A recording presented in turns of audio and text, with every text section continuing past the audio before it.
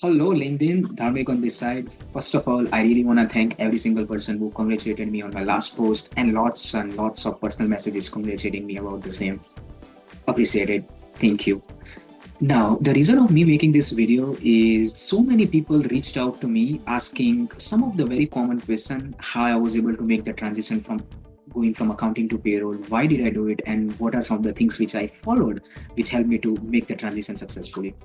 Now, so yeah, just sharing my views on it.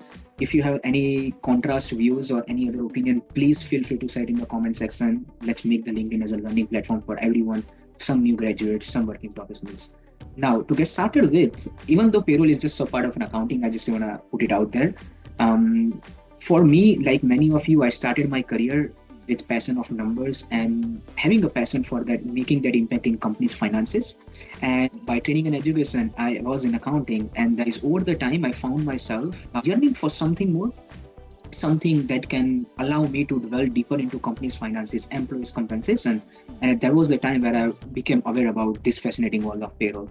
And in that, obviously, transitioning from accounting to payroll didn't come without challenges. I had to expand my skill set, knowledge base, and more importantly, get some designation done, which I said in my last post. Feel free to check that out.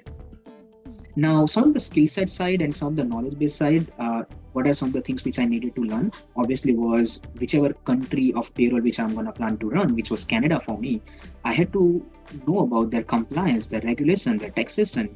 And as we already know, Canada's taxation and compliance is one of the most complicated system in the world.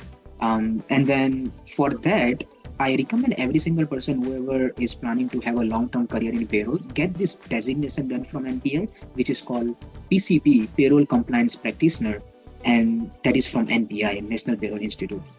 Now, get that done because that covers all the information that you require from start to end for you to build a successful career in payroll. As well as keep that in mind, to earn that designation, you also has to have 1 year of payroll experience.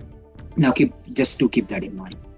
Now, for me, strong background in accounting and numbers served me really well to build a successful career in payroll.